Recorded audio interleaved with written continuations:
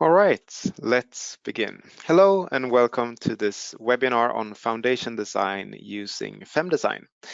My name is Isaac, and in this webinar, I will show you some of the nice features to model common foundation types and how to estimate their stiffness in the finite element analysis. Please use the Go to Webinar Questions button on your right-hand side to ask any of your questions, and I will get to them at the end of the webinar. This webinar will be recorded and all registered persons will receive a follow-up email containing the recording. However, the Q&A part at the end will not be included in this recording. So the agenda for today is first a little bit background, then we will go through how to model and piles, slabs, walls, and then at the end some tips and tricks. But let's first start out with a short introduction of myself. My name is Isaac, and I work with market development here at StruSoft. And in this video, in this webinar, I will be demonstrating FEM-Design, which is our finite element software for 3D analysis and design of structures. And FEM-Design is a modular software, and we have a basic module called 3D structure, which is the main module for modeling and analysis. And I will be utilizing some of the features in this basic 3D structure module, as well as the module called foundation design. And this is used for designing foundations, but also to estimate stiffness for slabs and piles using Winkler theory. The last module included in this demo is the 3D soil, and this is actually a 3D analysis of the soil volume underneath the superstructure. It has the possibility to carry out nonlinear calculations, as well as generating earth pressures and detailed settlement calculations. So when I present the different options and the different features on how you can model the different foundation types, please keep an eye out for these different icons and you will understand which feature is included in which module. Let's go through some of the background and also a problem description so everybody is up to speed on which issues I'm addressing in this webinar. So using finite element analysis, the basic formula is the one that we see here on the top. K multiplied by U equals F, where K is the stiffness matrix, where all modeled elements in the model, their stiffness is included in this matrix. If you multiply the stiffness with the displacement U, you will get the force in the system. And when you model a structure, you model the stiffness as well as the applied load. So you have the K matrix is known as well as the F matrix. So what you do is that you solve this equation to solve the displacement in the system by inverting the K matrix. So since all load distribution and is dependent on the stiffness relationship in the model, it's very important to estimate the stiffness in a correct way. And to estimate the stiffness of a beam or a column, it's quite easy. You have a section, you have a material, and so on, and you get the stiffness very close to reality. However, when it comes to the foundation of the structure, it is another story. Here, we strongly recommend that you put quite a lot of effort into estimating the correct stiffness in your specific case. So to have a finite element model with correct support stiffness is key to a successful analysis and design. And hopefully during this webinar, I will be able to present some features that will help you do this. So some common issues that you can run into when working with the stiffness for the foundation is the stiffness of bedding modulus. Since the bedding modulus is a distributed spring bed, and it's quite common. We have seen that you use a constant value, and that can work in some situations, but in most situations, as I will demonstrate in this webinar, it can lead to quite a lot of issues. Another thing is to estimate stiffness for point and line supports, as well as the stiffness relations between different types of supports in the model. And when doing a real project, you often have maybe a geotechnical engineer involved to estimate the stiffness of the piles or maybe the foundation slabs or something like that. And many times this leads to a lot of iterative work. You do a load takedown and you send the result to the geotechnical engineer, you get back stiffnesses, you need to do another load takedown, get new results, send that into the geotechnical engineer again, and you see it's like a manual iteration. And some of the features here in FEM-Design addresses this issue, so that you may still, of course, need to collaborate with your geotechnical engineer. However, we want to minimize this manual iterative work. All right, so let's jump into the first examples. And the first group that I'm going to talk about are the piles. I divided this into two different types of piles. You have end-bearing piles, which is typically going down to the bedrock, and you have cohesion piles or friction piles, which instead use the friction between the pile area and the surrounding soil. Let's start out with the end-bearing piles. So here you basically have two different options. You can either model it with a point support, where you manually calculate the stiffness of the support, and or you can use you can actually model a bar element or a bar object and assign the correct stiffness by applying the section and the material type to that bar object, and this way you get the correct axial stiffness of the pile from the software calculation, since the pile is included in the finite element analysis. The different options have different benefits and drawbacks. Of course, if you're modeling the piles with point support, you end up with a simpler model. However, you need to do some manual work to calculate the stiffness of these point supports. This can be also beneficial sometimes if you're doing a stability analysis, where you want to exclude the piles from the stability of the structure. Then using point support, it is completely excluded, since the pile is not included in the model. It's only represented by a point with a specific stiffness. However, when you're doing the other option, model with a bar object, you can include it in the stability analysis if you wish, and you also get the stiffness automatics, but it's a little bit more complex model. Sometimes you end up having to define some kind of support in the plane XY plane of the structure to have it stable in the XY.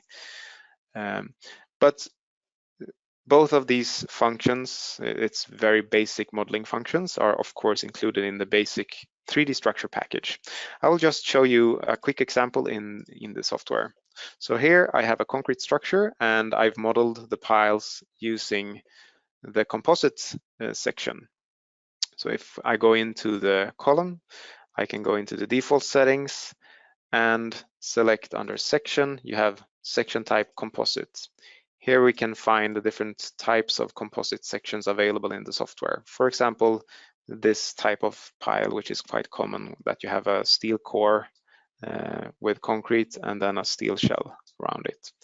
And this way you will get the correct stiffness if it's end bearing, using just a beam object modeled this way. All right, so the other type of pile is the friction pile or cohesion pile. And here we have a tool included in the foundation design module, where the software will automatically calculate the stiffness from the soil properties that you have defined for the soil block.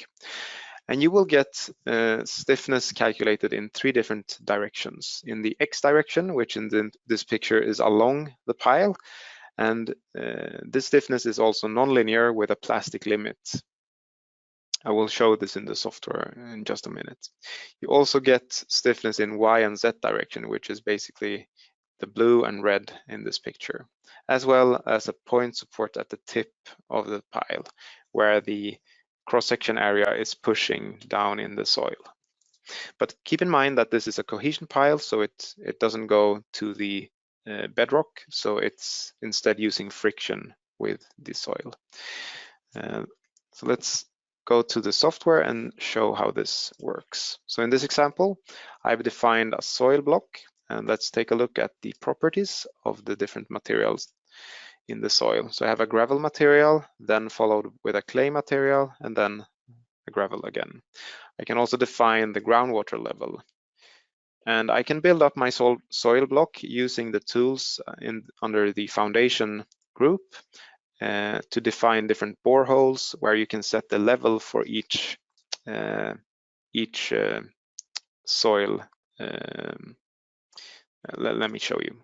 So in this borehole, for example, I can set the level for each strata material. So let's say that I want to change this to -7 instead. And it will interpolate the height of each soil material between the different boreholes applied in the model. So when I use the pile function and insert a pile into the soil block, the stiffness along this pile will be calculated automatically instantly using the Winkler theory. So if I go into the settings for this pile and take a look at the soil spring tab, here you can define, of course, the section, the material, and so on, but you also have the calculated soil springs. So the pile is divided into different segments. You can find them under the option here. And for each segment, you will have a specific stiffness in the X, Y, and Z direction, as well as a plastic limit in the X along the pile. So this means that you can have a nonlinear behavior with a plastic limit, and it works according to ideal elastoplastic behavior. So it will reach this plastic limit and keep that force and redistribute the force to other segments of the pile or other segments of the elements of the structure. Using the pile feature, you can also calculate the negative shaft friction automatically. However, you need to define the neutral layer of the pile to be able to obtain these loads in the model. But this is a good way to estimate the stiffness of the cohesion piles. However, there are some limitations. One key limitation is that it will look at each pile individually, because we don't know the stress state in the soil block. We don't know how this pile will influence the adjacent pile. So in this case, if you have a group of piles and you maybe have a failure with the whole group failing as a unit, this won't be represented in this model, since every pile is working individually, since we don't know the stress state in the soil block. So since the soil is not included in the finite element analysis, we are only using the properties of the soil to calculate corresponding spring stiffnesses for each pile individually. Another limitation is that we cannot handle nonlinear material. And that is also due to that we don't know the stress in the soil.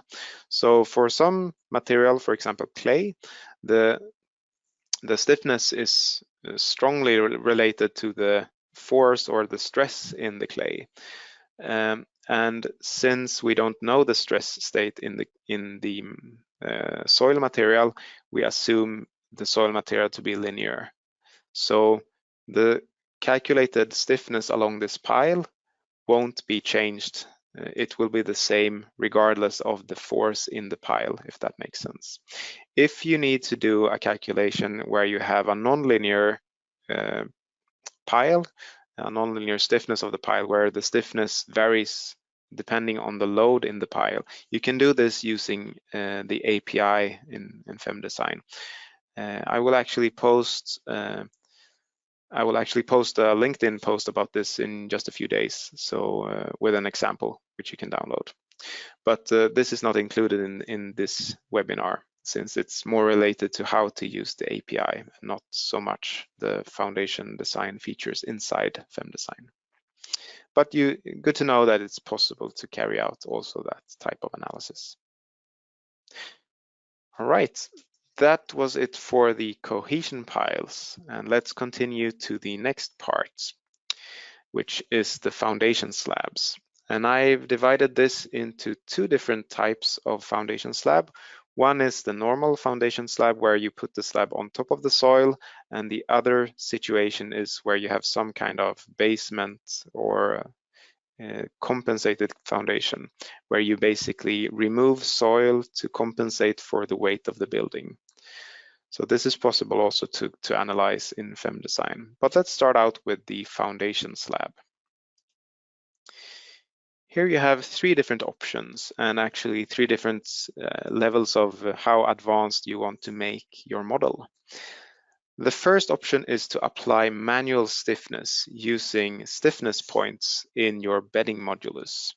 And this is available in the basic module 3D structure. If you want to take it one step further, you can automatically calculate the stiffness points from the properties of the soil. And this is included in the foundation design module. The next step would be to do a full 3D soil analysis.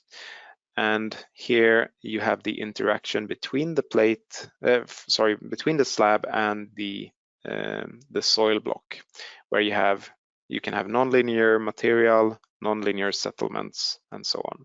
So I will demonstrate each option separately. So first, I also want to illustrate the very common issue that you can run into using bedding modulus for slabs. Let's take a look at this example. So here I have a slab, a foundation slab, and I defined a surface support under this slab. And in this case, I have a constant value of my surface support. And on top of this, I have applied a distributed load, which have the same magnitude all over. So it's a uniform distributed load. If I run an analysis of this, since you have the same load and the same stiffness in each point, the deflection will be completely uniform. The structure will just move down without any curvature in the slab. And this is actually a very bad way of modeling this situation, since in this case we're assuming that the stiffness of the bedding modulus is constant, which is not the case. The stiffness is actually larger at the edges of the slab, since it will activate more of the surrounding soil outside of the slab, and you will have a stress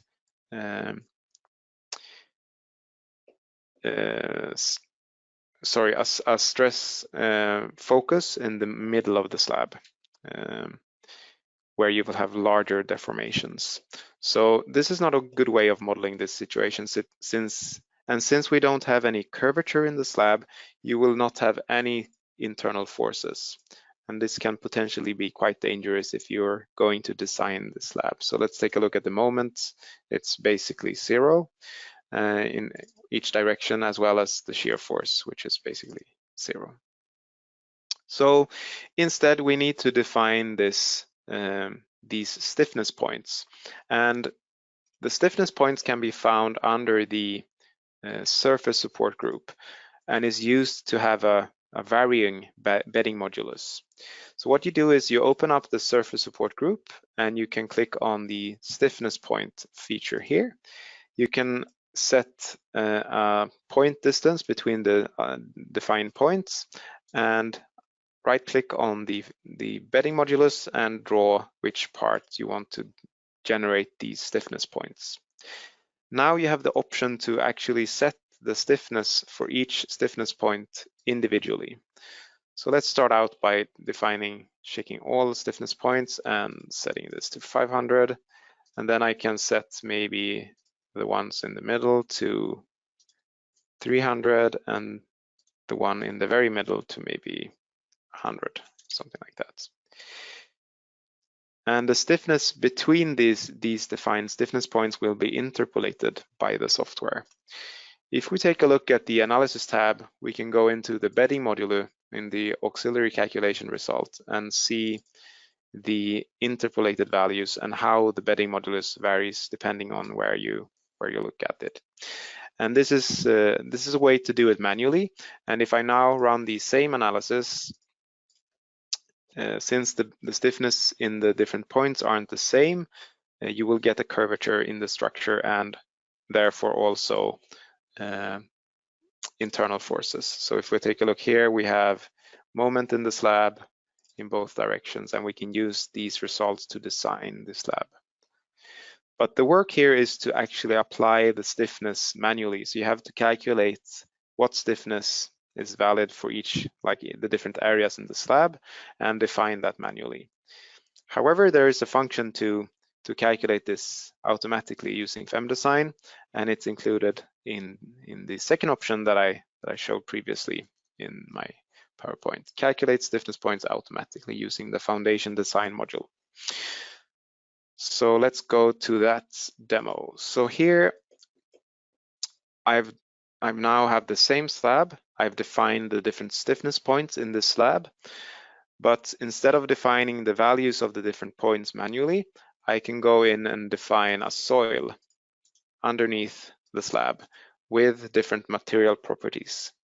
So if I go into this material, for example, I can take a look at the properties. In this case, it's a linear material with a defined stiffness here, as well as some strength parameters and weight parameters and so on over here. Now I can carry out an auxiliary calculation to calculate the bedding modulus automatically. So if I go into the analysis tab, click on the calculator, I can run the bedding modulus calculation. And here I have to define which loading situation I want to use to generate these stiffness points, and also some settings for the mesh. And our recommendation is to use a representative load combination. And this will actually, the stiffness calculated from this loading situation will be used for all load combinations in the model. So it's good to have a representative load combination when carrying out this calculation. And if we take a look now at the K-set compression, we can see that the software has calculated these values automatically for us, so we don't need to do that manually. And because we have a varying stiffness for our bedding modulus, even though we have a uniform distributed load, it's the same here. We get the moments and a curvature in this lab, and we can use these results for design of this. Okay, so that's the second level, and the third level will be to do the full 3D soil analysis. And the benefit of doing this is that it will take into consideration that specific loading situation. As I said previously, when calculating the stiffness point automatically, you have to select one load combination, and the stiffness calculated from this load combination is used for all other load combinations. But if you're running a full 3D soil analysis, the specific stiffness of each separate load combination will be used, because the soil is interacting with the superstructure, and you will know the soil stress for all load combinations. And another benefit is that you can do a nonlinear calculation. You can have a nonlinear material and do more advanced and detailed settlement calculations. So let's take a look at this model. It's the same model with the same slab, but the only difference is here that we actually have a mesh in the soil volume, and we will calculate the stress in the soil. It's included in the finite element analysis. The drawback of this is, of course, that it will take more time to carry out the calculation, since the soil, it's a lot of more calculation points and calculation nodes to carry out this compared to just the slab. That's the drawback. But here we can get more advanced results. For example, we can look at the soil plastic conditions, the over consolidation rate, as well as soil solid stresses. And let's take a look at the sigma x, for example. No, let's take a look at sigma x, and we can do Let's just move the GoToWebinar interface out of the way, and we can go and do a 2D view cross section in the soil and take a look at how the stress varies in the soil block. And this will of course give more detailed and more accurate, even more accurate results for designing the slab. All right, so these were the 3 options available when you're dealing with a foundation slab and the corresponding modules. Let's go back and take a look at the compensated foundation. So this is the case where you do an excavation to remove material to unload the soil. And by doing this, you will minimize the deflections since you're unloading the soil and then loading with the structure. So when carrying out this calculation, you need to do it in the 3D soil, since you need to know the stress state of the soil. And you actually also need to carry out a nonlinear calculation with a nonlinear material model. Let's take a look at this model, and I have it here. And take a look at the soil block properties. So in this case, we have a nonlinear material model where you have an unloading stiffness, mu over here. So when you have an unloading, you will get another stiffness compared to when you load from the sigma 0 level and onwards. This is the nonlinear material model. And when you define a nonlinear material model, the calculation will be carried out in 3 different phases. The first phase, that we call phase 0, is with the initial ground level without any excavations in the soil block. This is to establish the initial stress level in the soil. Then you have phase 1, that is with the final ground level.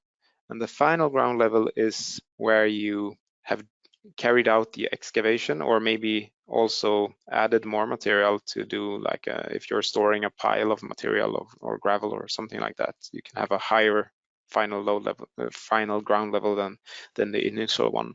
But in this example, it's an excavation, and this will actually unload and reduce the stress compared to phase 0. And now the software knows how much difference it is between phase 1 and phase 0. Then we can apply the external load from the building in phase number, we call it phase number 2.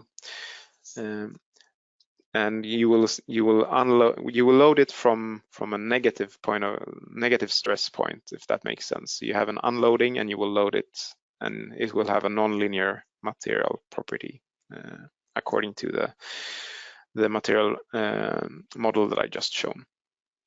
So to demonstrate this, I've done 2 different models.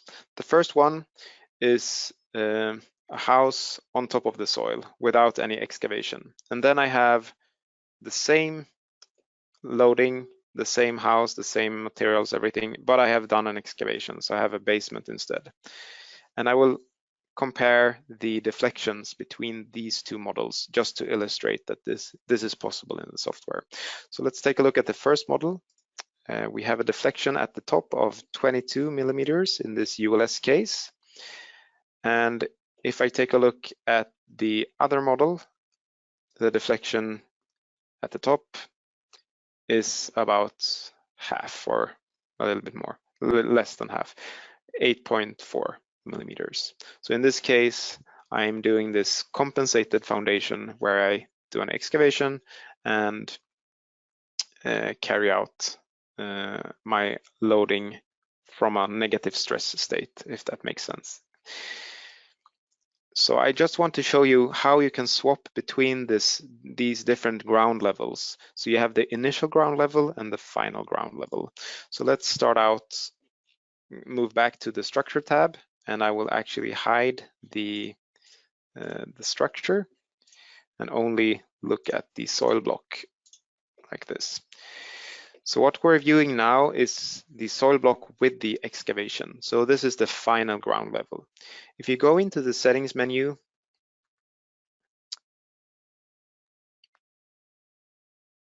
let's see the settings menu, and you go into display and you have foundation. Here you have the option to select either to display the final status, the final ground level, or the initial ground level, the original ground level. So if I instead display the original status, you will see that the soil block before the excavation, how it looks. So here we have the soil ground level before the excavation. All right, let's move on to the next example, which in this case is the walls, retaining walls. So we have two different options here. We have a retaining wall as well as a sheet pile wall. And this is actually a new feature in the latest version 22, FEM-Design 22. So when it comes to the retaining wall, it's included in the foundation design module. This will automatically generate all necessary connection elements to the soil when doing a foundation, doing a retaining wall. You have to carry out a nonlinear soil calculation to obtain the earth pressure from the soil on the retaining wall. And the benefit of this calculation is that it can be used together with any design module. So I will show two different scenarios. The first one is a concrete retaining wall, and then I will show a sheet pile wall of steel instead also. But please keep in mind that this is a new feature in FEM-Design 22, and we're still looking to improve this feature in future versions. So there are some limitations that I will go through at the end here. But let's take a look at the first example with a concrete retaining wall. Here I have defined a section of a retaining wall, 2 meters wide, and I have defined a concrete one here, and it's only stabilized by its self weight, so it's no anchor or something like that into the soil. But it would be possible to also model that if you want to do that. On this, I've also applied a load on top of the soil over here, and let's take a look at the results. So when I do the analysis, I'm doing the nonlinear soil calculation, and you can find this setting if you go into the load combination settings, set up by load combination, and click on nonlinear soil over here. Here we can see the deflection, and let's take a look at the moment in this section, shell internal force and mx. Sorry, my is the interesting moment in this scenario. Okay. So here we have the moment in the retaining wall, and we can continue to design the concrete using these results and apply reinforcement in this retaining wall. However, as I said in the beginning, there are some limitations, and let me show you that. So the new features are the retaining wall, simple retaining wall, and something that we call excavation, where you can do complete cube excavation or rectangle excavation straight down into the soil block. So let's first start out to define an excavation over here. And now I can define the simple retaining wall. So the limitations of this is that you only can have, you cannot have an L shape. It's only like a straight or varying thickness. You cannot have an L shape or a T shape retaining wall at this moment. So what I do here is I set the thickness, the material and so on, and I can just set the height maybe to 8 meters and draw it over here. And it will apply, actually I have to, I forgot a setting here. Let's just swap over to calculate the soil as solid elements. That needs to be checked. I have many instances of FEM-Design opened with a lot of models which takes a lot of memory. So opening the settings menu is a little bit slow because of this. Anyway, we go into the calculation, soil calculation, and here we turn on the calculate soil as solid elements. And this is where you select to use the 3D soil analysis. And when I do this, you can see that the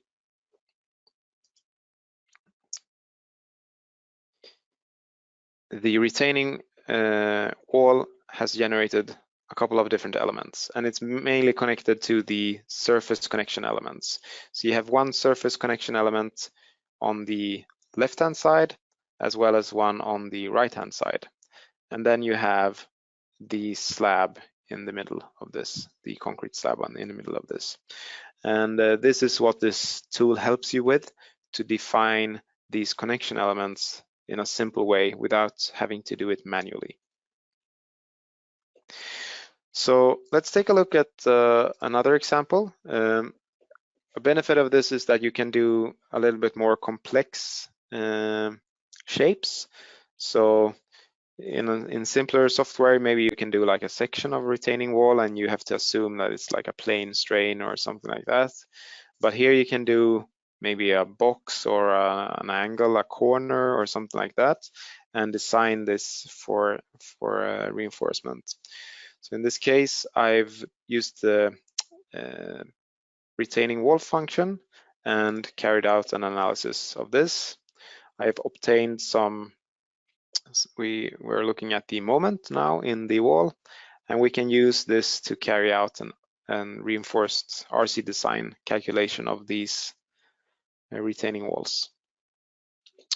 I've applied some reinforcement here, and let's take a look at the calculation.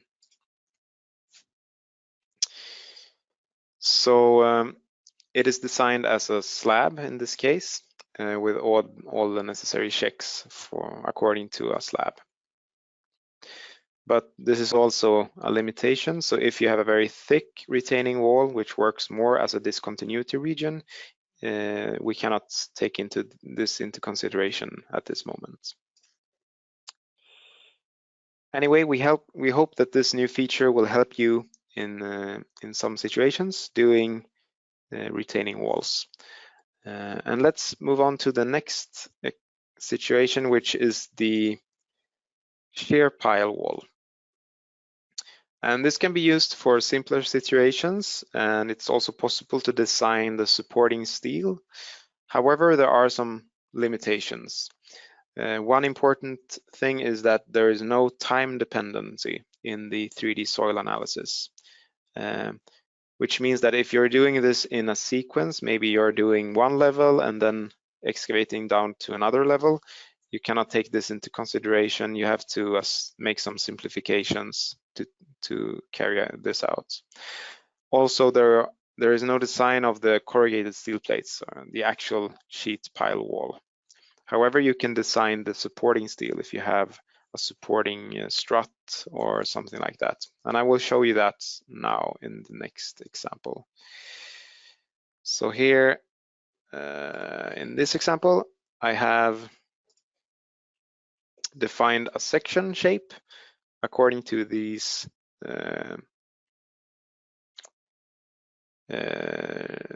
corrugated steel plates. And I've also have some supporting structures here. So I have a beam going over as well as along these walls. And if I run an analysis, I can get the corresponding normal force and so on in the supporting structures. I also get the forces in the retaining wall, of course, but I cannot design the retaining walls, these sheet pile walls in this case. But I can design according to the supporting steel. So in this case, it is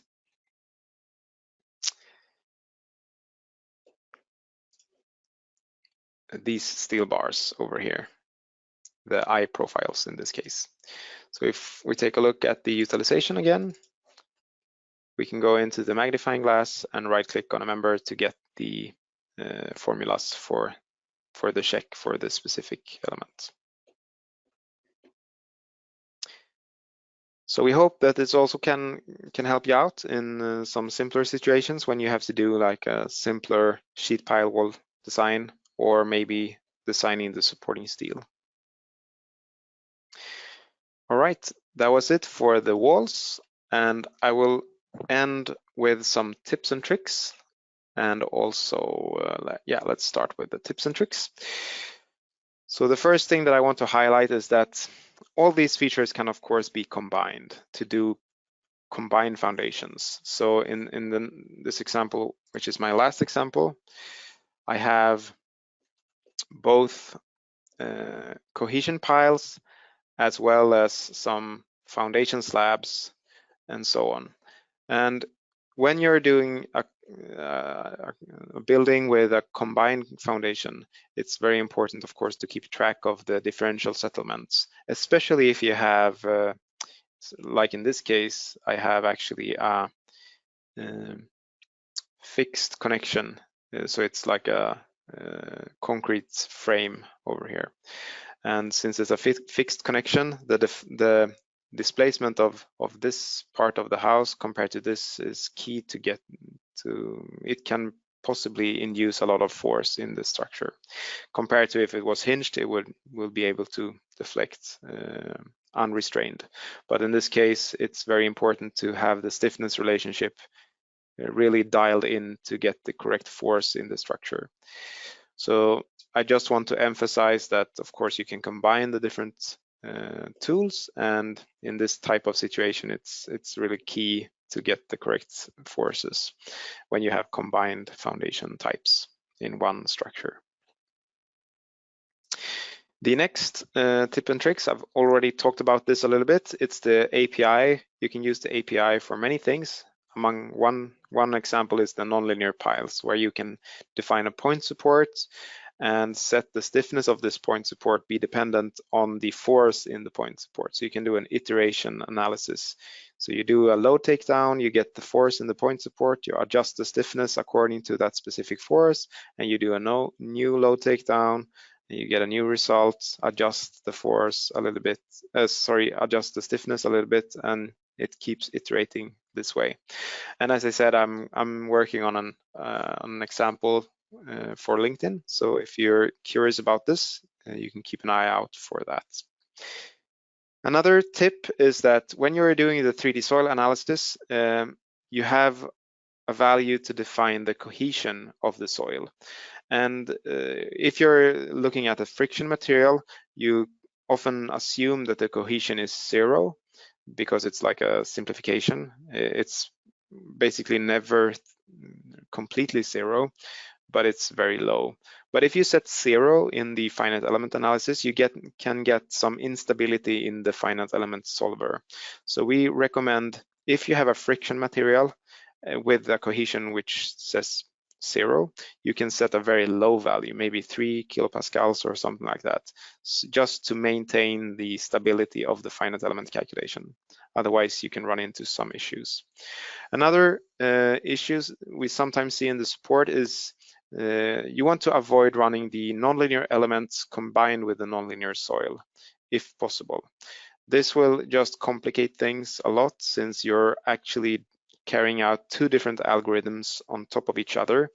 And since the nonlinear soil is it will apply the load in different steps, it sometimes can give a different load distribution when you combine it with a nonlinear element algorithm. So in most situations, it's possible to simplify just a little bit, and it's completely enough to do the nonlinear soil calculation. So try to avoid doing the nonlinear elements together with nonlinear soil. And you will find these settings if you go into the analysis. Let's take another model. The setup for the analysis under load combination, setup by load combination, and here we have NLE and NLS. So avoid doing both these if possible. That will save you some headaches probably. Also, it's quite powerful to do detailed settlement calculations using the 3D soil, which I illustrated in a previous example, but there are some tools to also automatically check the differential settlements. So you can define maybe an angle or a an absolute value for the differential settlements, and you can do the check automatically in the software without manually having to compare different values. And that feature can be found under the Foundation Design tab. If we go into Foundation Design, and you will find it under the Foundation slab. And here you can set up the criteria for the differential settlements and carry out a check using the software without having to do that manual comparison. That's also a little trick. And I think that concludes this webinar. If you're new to FEM-Design and want to try it out, you can apply for a free trial at our webpage, strusoft.com, or use this QR code. And you can also use this link if you want to try out a specific module, either the Foundation Design module or 3D Soil module. And this webinar wasn't that much step-by-step exactly how you carry out each operation in the software, more of an demonstration of how you can solve the issue on a little bit wider scope maybe. If you need help, like step-by-step, you can always turn to our support or us directly, and we will provide you with either a personal demo or like some resources to get you started on your own.